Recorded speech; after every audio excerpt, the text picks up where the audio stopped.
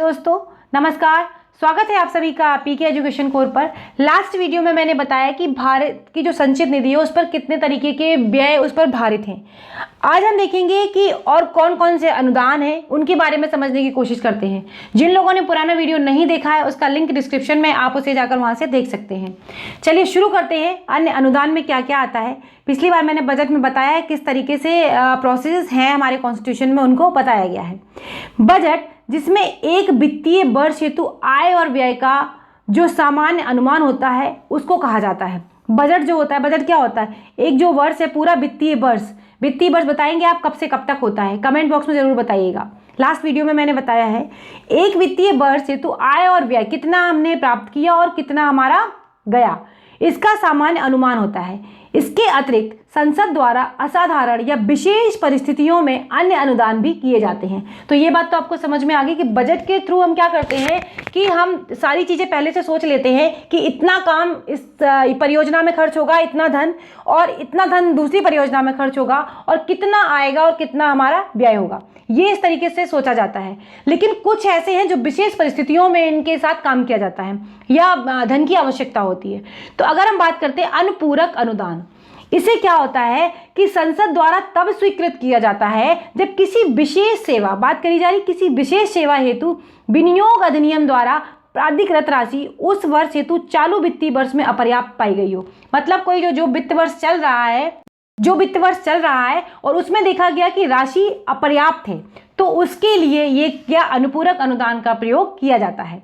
अतिरिक्त अनुदान में क्या होता है, इसका मतलब सीधे सीधे अगर आप मोटे शब्दों में समझें, जब वित्तीय वर्ष बना, जब बजट बना, उस समय पर इस कोई योजना है या कोई परियोजना है उसके लिए सोचा नहीं गया, बीच में अचानक, जैसे बजट हमारा फरवरी में पास हुआ और अप्रैल मई में कोई योजना अगर बनना होती है तो क्या होगा, उसके लिए अगर बीच में कोई परियोजना बननी है या कुछ उसके लिए धन है, तब उसकी आवश्यकता समझी जाती है या तब प्रदान की जाती है जब उस वर्ष हेतु बजट में किसी नई सेवा के संबंध में व्यय परिकल्पित ना किया गया हो और चालू वित्तीय वर्ष के दौरान अतिरिक्त व्यय की आवश्यकता उत्पन्न हो गई। मतलब कोई ऐसी स्थिति उत्पन्न हो गई हो कि जब कोई नई सेवा हमें शुरू करना है, उसके लिए सरकार इस वाले काम को प्रयोग में लाती है, अतिरिक्त अनुदान को।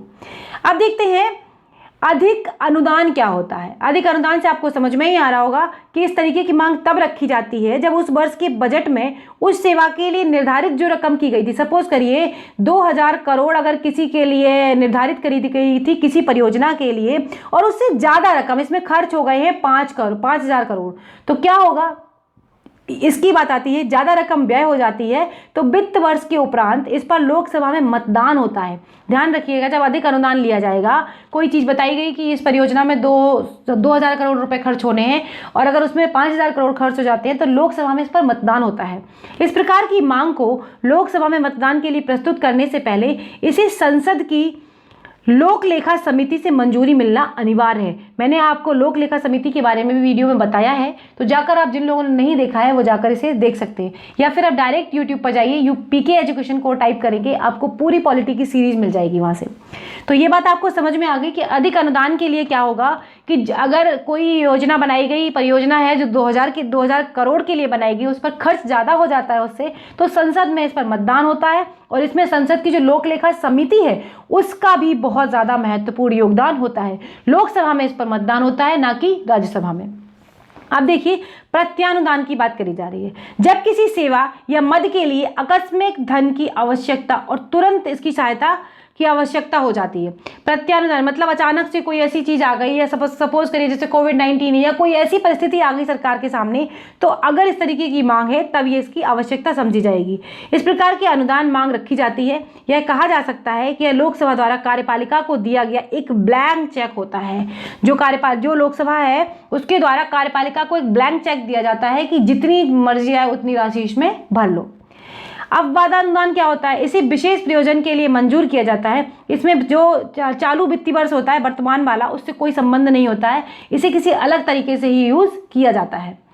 देखते हैं सांकेतिक अनुदान क्या होता है। यह तब रखी जाती है जब पहले से प्रस्तावित किसी पहले से प्रस्तावित किसी सेवा के अतिरिक्त सेवा के लिए धन की आवश्यकता हो जाती है। इसके लिए लोकसभा में प्रस्ताव रखा जाता है तथा उस पर मतदान होता है। अगर आपको वीडियो अच्छा लग रहा है तो प्लीज़ लाइक कर देना, शेयर कर देना, चैनल को सब्सक्राइब कर लेना विद बेल आइकन। फिर धन की जो व्यवस्था होती है उसकी व्यवस्था की जाती है। यह किसी अतिरिक्त व्यय से संबंधित नहीं होती, ये कोई अलग से व्यय के लिए संबंधित नहीं है। अब जितनी भी ये प्रक्रियाएं अपनाई जाती हैं ये सब साधारण बजट के लिए ही अपनाई जाती हैं। अब देखते हैं सबसे महत्वपूर्ण पॉइंट्स क्या है। भारत की संचित निधियां, इन पर क्या क्या है। तो सरकार का जो खजाना है या सरकार के पास जो पैसा है वो किन किन निधियों में होता है उनको समझते हैं। ये काफ़ी महत्वपूर्ण है, ये हर एग्जाम के लिए बहुत ही ज़्यादा इंपॉर्टेंट फैक्ट होते हैं। यहाँ पर जितने भी पीएससी एग्जाम है, स्टेट पीएससी है, यूपीएससी है, यूपीपीसीएस है, सभी में यहाँ से क्वेश्चन जरूर बनते हैं। भारत का संविधान केंद्र सरकार के लिए निम्नलिखित 3 प्रकार की निधियों की व्यवस्था करता है। कौन कौन सी वो 3 निधियां हैं। पहली है भारत की संचित निधि, जिसके बारे में बात करी गई आर्टिकल 266 में। भारत का लोक लेखा निधि है, इसके बारे में बात करी जा रही है अनुच्छेद 266, सेम आर्टिकल 266। भारत की आकस्मिकता निधि के बारे में बात करी जा रही है 267।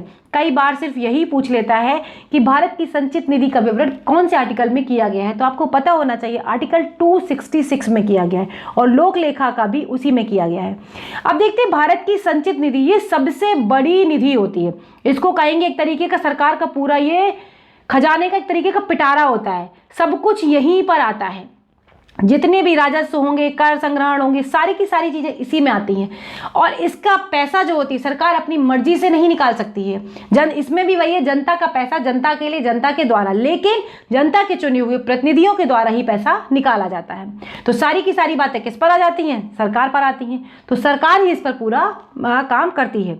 अब देखते हैं, यह एक ऐसी निधि है जिसमें सभी प्राप्तियां उधार ली जाती, जितनी भी प्राप्तियां हैं, मतलब जितना इसमें प्राप्त किया जा रहा है वो सभी की सभी क्या उधार ली जाती हैं और भुगतान और जमा किए जाते हैं। मतलब सबसे बड़ी पेटी है ये सरकार की, पैसे जमा करने की और भुगतान करने की जो भी है सबसे बड़ी पेटी यही है। इसमें क्या है, दूसरे शब्दों में अगर देखें, भारत सरकार द्वारा प्राप्त सभी राजस्व, जितने भी राजस्व आएंगे, जितने भी टैक्सेस आएंगे, सारी चीजें क्या आएंगी, सब इसी में आते हैं। राजकोष विधेयक, ऋणों एवं अर्थोपाय अग्रिम को केंद्र सरकार के लिए सभी तरीके के ऋण, जितने भी ऋण आएंगे वो भी सब इसी में आएंगे। ऋणों की पूर्ण अदायगी में सरकार द्वारा प्राप्त धनराशियां, जितनी भी धनराशि आएगी वो सारी इसी में आएगी। भारत की संचित निधि, ये भारत की संचित निधि का भाग होगी। भारत सरकार की ओर से विधिक प्राधिकृत सभी भुगतान इसी निधि में आते हैं और इसी निधि से किए जाएंगे। जैसे सरकार ने अभी 20 करोड़ का पैकेज जो डिफाइन किया था वो सब इसी से किया था। इस निधि में से किसी भी धन को संसदीय विधि के सिवाय नहीं निकाला जा सकता। संसद की जो विधियां हैं या जो कानून हैं उसके अलावा और किसी भी तरीके से इससे पैसा नहीं निकाला जा सकता है। अब देखते हैं भारत का लोक लेखा क्या है। ये काफ़ी बड़ा पॉइंट है और यहाँ से बहुत बार क्वेश्चन पूछे गए हैं।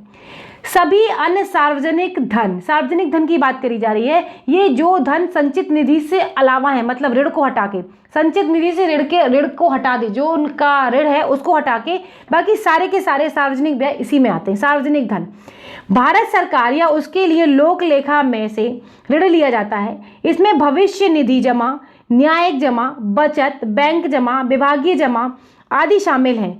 इस लेखे को कार्यकारी, जैसे ये क्या होता है, इसका काम है कि जितने भी सरकारी व्यय हैं, जितने भी सरकारी कर्मचारी हैं व्यय, उनका जितना भी पैसा होता है सारा का सारा इसी में रहता है और क्या द्वारा नियंत्रित किया जाता है। अर्थात इस खाते में भुगतान संसदीय विनियोजन के बिना किया जा सकता है। इस प्रकार के भुगतान जो होते हैं मुख्यतः बैंक आदान प्रदान से संबंधित होते हैं। अब देख रहे हैं भारत की आकस्मिक निधि। आपको समझ में ही आ रहा होगा कि भारत की आकस्मिकता निधि का, कोई चीज़ अचानक हो गई है उसके लिए पैसा कहाँ से आएगा, तो वो आएगा भारत की आकस्मिकता निधि से। संविधान संसद को भारत की आकस्मिक निधि के गठन की अनुमति देता है, कॉन्स्टिट्यूशन देता है इसका। कई बार अगर पूछा जाए कि आकस्मिक निधि कॉन्स्टिट्यूशन का पार्ट है या नहीं है तो आपको ये चीज़ पता होनी चाहिए। इसमें समय समय पर विधि द्वारा निर्धारित निधियां प्राप्त की जाती हैं। संसद द्वारा भारत की आकस्मिक निधि अधिनियम 1950 से शुरू हुआ था। ये निधि को राष्ट्रपति की ओर से वित्त सचिव द्वारा रखा जाता है। जहां पर बात आती है कि राष्ट्रपति की ओर से राष्ट्रपति जितना भी काम करता है वो मंत्रिपरिषद की सलाह पर करता है। तो मंत्रिपरिषद कौन होगी? जो सत्ता में सरकार होगी उसी की होगी। तो मंत्रिपरिषद की सलाह से राष्ट्रपति काम करता है और उसी तरीके से वित्त सचिव के द्वारा रखा जाता है। यह निधि राष्ट्रपति के अधिकार में होती है। राष्ट्रपति के अधिकार में क्या होती है? राष्ट्रपति के अधिकार के साथ साथ ये सत्ता की सरकार जो होती है उसके अधिकार में होती है, और वह किसी अप्रत्याशित व्यय के लिए इसमें अग्रिम दे सकता है, जिसे बाद में संसद द्वारा प्राधिकृत करवा लिया जाता है। सत्ता में सरकार है, पावरफुल सरकार होगी, अगर एक ही तरीके की मतलब सरकार है तो क्या हो, गठबंधन की सरकार नहीं है तो इसे आसानी से पास कराया जा सकता है। भारत के लोक लेखा की तरह इसे कार्यकारी प्रक्रिया से संचालित किया जाता है। ये पूरा वीडियो था, मैंने आपको भारत की संचित निधि और भारत की लोक लेखा और भारत की आकस्मिकता निधि के बारे में बताया। अगर आपको वीडियो अच्छा लगा है तो प्लीज़ लाइक कर देना, शेयर कर देना, चैनल को सब्सक्राइब कर देना और बेल आइकन को प्रेस कर लेना, ताकि जब भी मैं कोई नया वीडियो डालूं आप हमेशा हमसे जुड़े रहें। अगले वीडियो में फिर मिलेंगे दोस्तों। बाय बाय, नमस्कार।